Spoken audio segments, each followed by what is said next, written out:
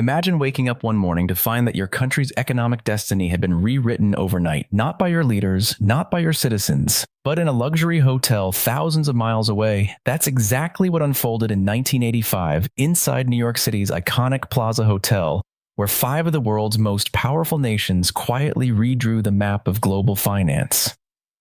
On that day, the United States persuaded Japan, West Germany, France, and the United Kingdom to join a plan that would deliberately lift the value of their currencies while weakening the almighty dollar.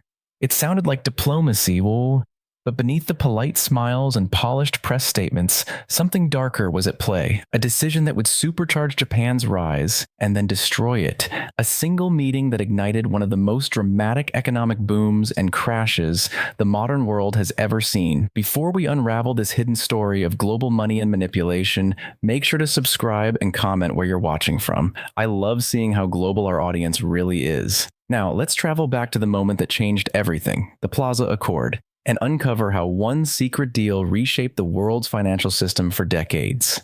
To understand why this meeting even happened, we need to step into the early 1980s, a turbulent era for the United States. After years of runaway inflation, oil crises, and stagnant growth, America's economy had finally begun to heal under President Ronald Reagan. But recovery came with a dangerous side effect. Interest rates soared to historic highs, attracting floods of foreign money into U.S. assets. The dollar exploded in value, rising more than 50% between 1980 and 1985. To many, that seemed like a sign of strength. The dollar was back on top of the world. But for American manufacturers, it was a slow-motion disaster. A strong dollar made U.S. goods painfully expensive overseas, while foreign imports, especially from Japan and Germany, became cheap and irresistible to American consumers. Japanese automakers like Toyota and Honda crushed Detroit's car industry. Sony and Panasonic dominated electronics. Factories across the Midwest closed, and unemployment rose. America's trade deficit ballooned to record levels. By 1985, public frustration had reached a boiling point. The U.S. was drowning in debt to foreign creditors, and politicians were desperate to stop the bleeding. Something had to give. Across the Pacific, Japan was living the opposite story. Its currency, the yen, was undervalued. Its exports were booming. Its trade surpluses were massive. Japan was becoming the industrial powerhouse of the world, but its success was fragile, built on an economy addicted to exports, especially to the US. In Washington, patience was running out. American officials accused Japan of deliberately keeping its currency weak to gain an unfair advantage, what we now call currency manipulation. So the US decided to fight back. They crafted a plan, simple in theory, ruthless in execution, forced Japan to strengthen the yen. If the yen rose, Japanese goods would become more expensive abroad, making American products more competitive again. But the US couldn't do it alone. They needed allies, Europe's major economies, to cooperate in pushing down the dollar. That's where the Plaza Hotel entered history. On September 22, 1985, finance ministers and central bankers from the United States, Japan, West Germany, France, and the United Kingdom met privately inside the Plaza Hotel in New York City. Behind closed doors, they signed what became known as the Plaza Accord. It was a coordinated agreement to drive down the US dollar through joint intervention in currency markets, a rare display of global economic unity. But for Japan, it wasn't unity, it was pressure. Diplomatic, strategic, financial pressure from the world's superpower. And Japan, unwilling to risk confrontation, gave in. Within months, the yen skyrocketed. In less than 2 years, it jumped from 240 yen per dollar to below 120. For Japan, it was an earthquake. The nation's export-driven industries suddenly faced shrinking profits. Factories saw orders vanish. Corporations that had once dominated global trade were hit hard. To soften the shock, Japan's central bank slashed interest rates and flooded the economy with cheap credit. The government encouraged spending, borrowing, and investment, and for a while it worked. Spectacularly. Japan entered what many call the miracle within the miracle, an economic frenzy unlike anything the world had seen. Land prices in Tokyo tripled, the stock market soared to impossible heights. Ordinary citizens became millionaires overnight. Real estate speculation turned cities into gold mines. At the peak of the bubble, the land beneath Tokyo's Imperial Palace was said to be worth more than all the real estate in California combined. Japan seemed unstoppable, the new face of global capitalism. But that illusion was built on sand. The nation's growth was fueled by debt, speculation, and blind confidence. Money was too cheap, credit too easy, and optimism too extreme. By the early 1990s, it all came crashing down. Property prices collapsed. The stock market imploded. Banks were left drowning in bad loans. The government tried to save the system, but it was too late. The damage had been done. Japan entered what economists now call the lost decades. Years of stagnation, deflation, and frozen wages. A country once seen as America's unstoppable rival became a cautionary tale for the rest of the world. And here's the most haunting part. Many experts believe it all began at the Plaza Hotel. What was meant to be a short-term currency fix turned into a long-term economic trap. By forcing Japan to strengthen the yen, the United States had unintentionally set off a chain reaction that dismantled the very system Japan had built its success upon. The Plaza Accord didn't just rebalance exchange rates, it rewired the architecture of global finance itself. But the story doesn't end there. When Japan's bubble finally burst, the consequences spread worldwide. Its investors, desperate for safety and returns, began flooding global markets with capital. Interest rates fell everywhere. Cheap money became the new normal. Those same forces would later help inflate bubbles in the West, from tech stocks to housing, echoing the same boom and bust cycle Japan had endured first. In many ways, the Plaza Accord planted the seeds for the global financial roller coaster we still ride today. It exposed the hidden power games behind international finance, a world where nations don't just compete, they manipulate, negotiate, and sometimes sacrifice one another in silence. So how did Japan, once the rising superpower of Asia, end up trapped in a loop of stagnation? And what lessons does the Plaza Accord hold for America's own financial challenges today? Let's dive even deeper. Factories began to slow down. Executives faced an impossible choice: accept smaller profits or find new ways to keep the illusion of growth alive. They chose the second option, and that single decision would reshape Japan's destiny. To cushion the blow of a rising yen, Japan's policymakers unleashed a storm of easy money. The Bank of Japan slashed interest rates again and again until borrowing felt almost free. Suddenly, credit was everywhere, for businesses, investors, even ordinary families. Cheap loans became the new oxygen of the economy. Real estate prices skyrocketed. The Nikkei stock index doubled, then tripled. Speculation spread like wildfire. People began to believe the impossible, that land and stocks would rise forever. Property wasn't just shelter anymore, it was a ticket to wealth. Banks handed out enormous loans backed by inflated land values. Corporations borrowed not to innovate, but to buy more assets. The focus of Japan's economy quietly shifted, from creating value to chasing numbers on paper.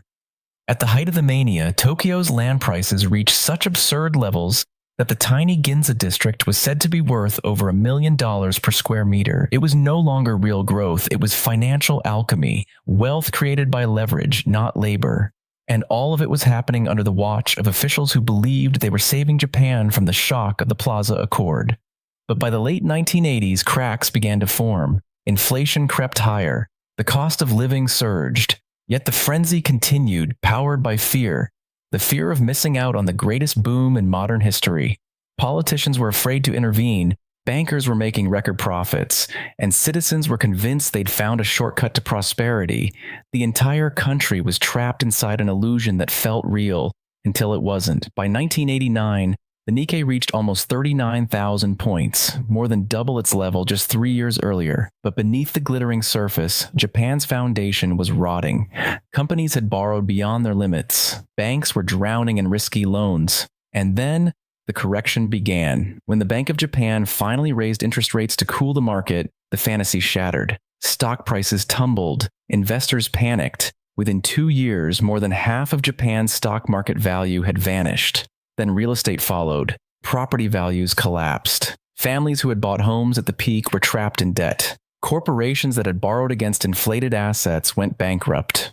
And the banks, once seen as invincible, were left holding mountains of bad loans. The dream was over. This was the beginning of what would later be called the lost decades, a period of stagnation that dragged on for more than 30 years. Japan, once the symbol of unstoppable progress, now faced deflation, sluggish growth, and a demographic time bomb. The government launched one rescue plan after another: massive public works, endless fiscal stimulus, and near zero interest rates.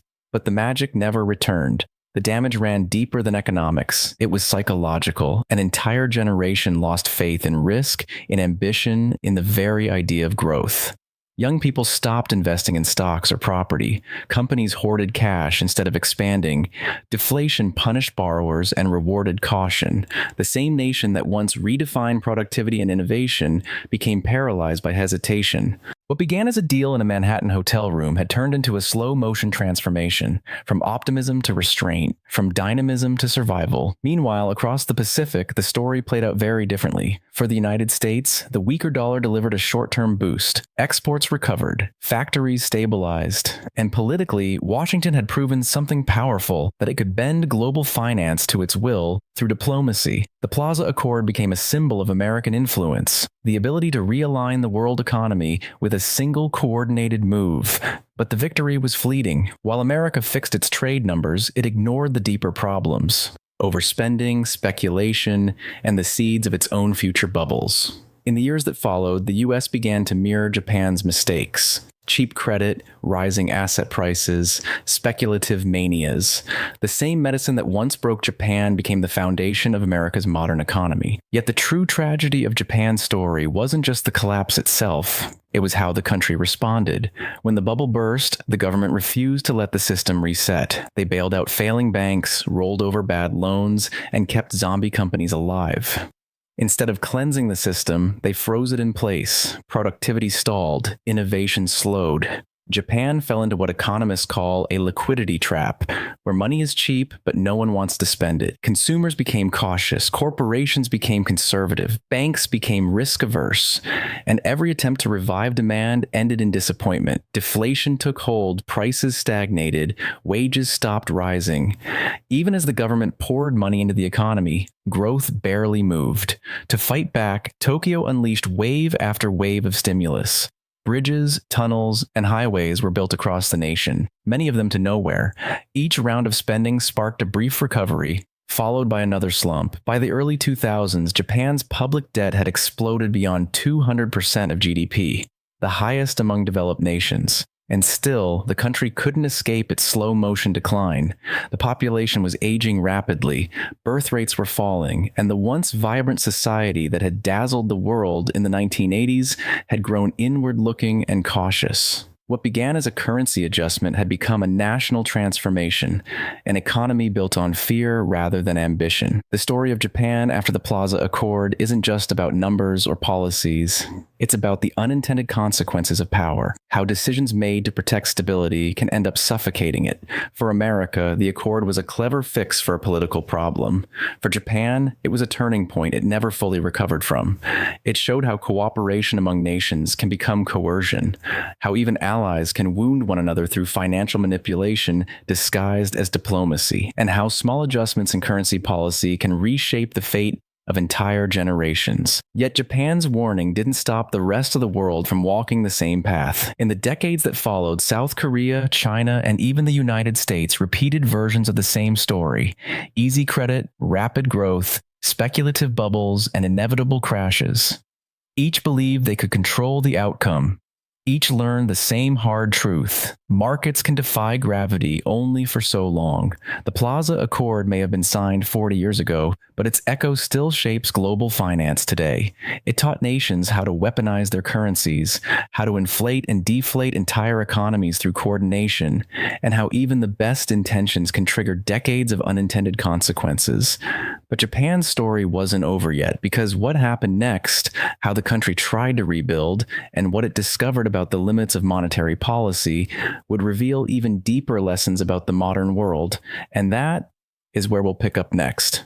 While the rest of the world celebrated the rise of Silicon Valley, the dot-com boom, and the explosion of emerging markets, Japan stood still, caught in a deflationary loop that refused to break. The same nation once admired for its discipline and innovation now found itself trapped in a cycle of hesitation and half measures. The Bank of Japan, once seen as the model of precision, had become a firefighter in a house that never stopped burning. Every policy was reactive. Every recovery was fragile. Over time, Japan's central bank tried everything it could. Interest rates were cut to zero. Massive bond buying programs, what we now call quantitative easing, became routine. years before the United States used the same playbook after 2008. But despite these bold experiments, the results were always the same. Inflation refused to rise. Growth never fully returned. The deflationary mindset had become permanent. This wasn't just an economic failure. It was a cultural transformation. People stopped expecting prosperity. Home prices never regained their former glory. Stock markets stayed subdued. Elderly citizens hoarded savings, while young people avoided risk entirely. Ambition gave way to caution. The once thriving spirit that powered Japan's post-war miracle slowly faded into quiet resignation. Lifelong employment, once a badge of loyalty, became more about survival. The idea of progress turned into a memory. Meanwhile, economists around the world studied Japan's strange stagnation and coined a new term, Japanification. It described a condition where low growth, low inflation, and low interest rates stop being temporary and become the new normal. At first, many believed this was unique to Japan, a product of its culture or demographics. But by the 2000s, something unsettling happened. The same symptoms began appearing elsewhere.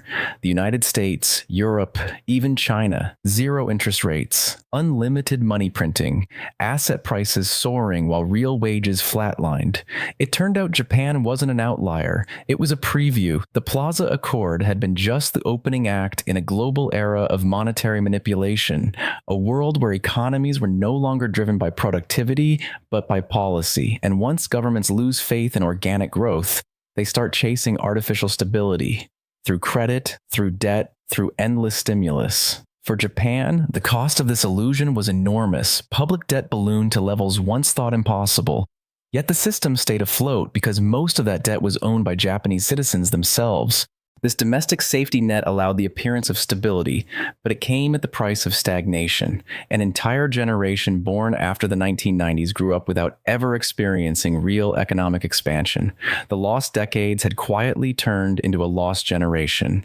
What made Japan's story so remarkable was that its downfall wasn't triggered by war, corruption, or collapse from within, but by a cooperative agreement meant to help. The Plaza Accord was supposed to rebalance the world economy. Instead, it set off a chain reaction that hollowed out one of its strongest players. The combination of forced currency appreciation and easy money created a bubble too large to control and a hangover too deep to escape. Look closely today, and you'll see the same forces repeating on a global scale. Cheap credit, overvalued assets, governments terrified of deflation. From Washington to Frankfurt, central banks now use interest rates as levers to manage entire economies. Every major nation fears stagnation more than inflation, and in doing so, they've built systems that reward debt and punish saving. The same trap Japan fell into is now a global condition. When nations manipulate currencies or interest rates, they believe they're protecting themselves. But in a hyper-connected world, one country's relief becomes another's burden. The Plaza Accord proved that even cooperation can be a form of coercion. Japan's leaders didn't resist U.S. demands in 1985 because they believed in partnership, but what followed exposed a harsher truth. Financial diplomacy rarely serves all sides equally. Ironically, despite its struggles, Japan still remains one of the world's largest economies. Its infrastructure is world-class. Its technology sector remains advanced. Its society is stable and orderly. But the spark, the belief in an ever-rising future, never truly returned. What America saw as a necessary correction became Japan's slow-motion decline. For today's policymakers and investors, the lesson is clear. Every artificial adjustment to a market carries hidden costs. When currencies, interest rates, or capital flows are distorted, the long-term damage can far outweigh the short-term gain. Every intervention leaves a scar. Every boom built on manipulation carries the seeds of its own collapse. The Plaza Accord is often remembered as a diplomatic success, a clever realignment of global trade, but beneath that surface lies something deeper, the dawn of an age where financial power replaced industrial strength, and policy became the true engine of the global economy. It marked the beginning of an era where nations could reshape each other's destinies, not with armies, but with exchange rates. And while the United States may have won that moment, the world it created is now turning against it. Because the same system that broke Japan, dependence on cheap credit, relentless borrowing, and faith in endless liquidity, has now become the foundation of global finance, America. Like Japan before it, has built its prosperity on leverage and confidence. And as history reminds us, both can vanish overnight. Japan's experience stands as a mirror, a reflection of what happens when short-term relief replaces long-term resilience. It shows how even the most advanced economies can lose their edge when speculation overtakes innovation and fear replaces faith in the future. No central bank, no policy, no stimulus can outsmart human behavior. When people lose belief in progress, no amount of printed money can make them spend, invest, or dream again. The Plaza Accord wasn't a conspiracy. It was a cautionary tale, a lesson written not in theory, but in decades of stagnation. It reminds us that global cooperation often hides imbalances of power, and that the cost of intervention can last for generations. Japan learned this the hard way. The question now is, has the rest of the world learned it yet? Because every nation today faces the same temptation to print, to borrow, to manipulate, to delay the reckoning. But as Japan's story shows, every delay only makes the fall harder when reality finally returns. So the next time you hear a policymaker talk about stimulating growth or managing currencies, remember Japan, remember the Plaza Accord, remember how one signature reshaped a nation and how its echo still shapes the world we live in today. Because history doesn't repeat exactly, but its rhymes are growing louder.